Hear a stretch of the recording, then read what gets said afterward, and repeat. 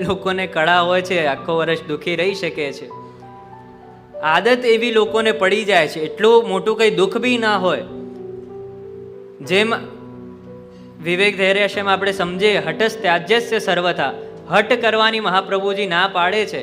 આપણે એવી હઠ લઈને બેસી જઈએ કે મહાપ્રભુજી તો આજ્ઞા કરી હતી કે ત્રિદુઃખ સહનમ ધૈર્યમ, કે દુઃખ આવે તો એને સહન જ કરવું. એવી વડ મહાપ્રભુજી આજ્ઞાની ના પાડે છે કે દુઃખ તમારી ઉપર આવ્યું છે, ચિત્તમાં ઉદ્વેગ જાગે છે, એવા દુઃખ તમારા જીવનમાં છે, પણ એને સહન જ કરવું. એનું નિવારણ મળતું હોય તો એનું નિવારણને એને તરત જ ઉપયોગમાં લાવી દેવું. તમને તાવ આવ્યું હોય ને તમને એવું હોય કે હું મંત્રથી ઠીક થઈ જાઉં, તંત્રથી ઠીક થઈ જાઉં, કોઈ જપ કરીને ઠીક થઈ જાઉં, કોઈ યજ્ઞ કરીને ઠીક થઈ જાઉં, તો એ આપણી મૂર્ખતા કહેવાય. તાવ આવ્યું છે તો દવા લઈને ઠીક થઈ જવાનું, એમાં એને દુઃખ પકડીને રાખવીને શું કરવું છે? એટલું મોટું દુઃખ હોતું બી નથી જેટલું આપણે એને લંબાવતા જઈએ છીએ. તો અહીંયા મહાપ્રભુજી આજ્ઞા કરે છે કે તરત જ એ ચિંતાને ત્યાં જ છોડી દેવી. કે આ તથૈવ તસ્ય લીલેતી, કે ઠાકોરજીની આ લીલા છે. એ ઠાકોરજીને લીલા જાણીને કે જે ઠાકોરજી કરી રહ્યા છે આપણા સારા માટે જ કરી રહ્યા છે. જૈસે રાખો તૈસે હી રહું. આપણે ત્યાં અનેક પદ, આપણું જે પદનું જે આખું સંકલન છે, કીર્તન સંગ્રહ છે આખો, એ અદ્ભુત છે. આશ્રયના પદ તમે વાંચો, વિનતીના પદ વાંચો, મહાત્મ્યના પદ વાંચો, એટલે સુંદર વાત ત્યાં કરે છે. આશ્રયના પદ કરવાથી કેવલ આશ્રય ના થઈ જાય, પણ આશ્રયના પદનું એ જીવનમાં ઉતારીએ આપણે, ત્યારે આશ્રય સિદ્ધ થાય ને ત્યારે જ આ ચિંતાઓ આપણે તરત છોડી બી શકીએ. નહીં તો કોઈ પ્રકારનું ચિંતન જ આપણા જીવનમાં ના હોય, ઠાકોરજીનું નામ જ આપણા જીવનમાં ના હોય, તો આપણે કોશિશ કરીને પણ એ ચિંતાને નહીં છોડી શકીએ. મહાપ્રભુજીનું નામ લેવાથી, ઠાકોરજીના શરણે આવવાથી જીવની અંદર એ સામર્થ્ય આવે છે કે વસ્તુનો ત્યાગ કરી શકે છે.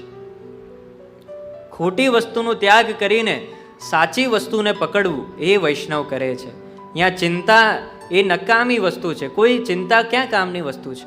આપણે જ એને પકડીને બેસ્યા છે. આપણે પકડવાની જરૂરત છે તો ચિંતનને પકડવું છે. ભગવદ સ્મરણ, ભગવદ ચિંતન એ આખા ગ્રંથનું સાર છે. એટલે હું વારંવાર આપને કહી રહ્યો છું કે ચિંતન આપણું સારું હોવું જોઈએ. ચિંતન જો સારું હોય તો ચિંતા ત્યાં જ કેન્સલ થઈ જાય છે, એને કેન્સલ આઉટ ત્યાં જ થઈ જાય છે. સીધું આપણે પછી એને ક્રોસ કરી શકીએ.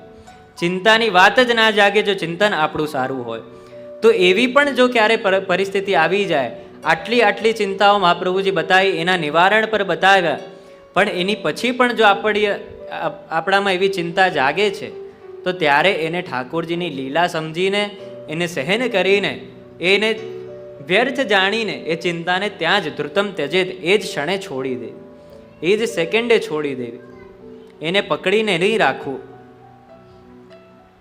ને છેલ્લા શ્લોકમાં મહાપ્રભુજી આજ્ઞા કરે છે, આપણે બધા સાથે મળીને એનું પાઠ કરીએ.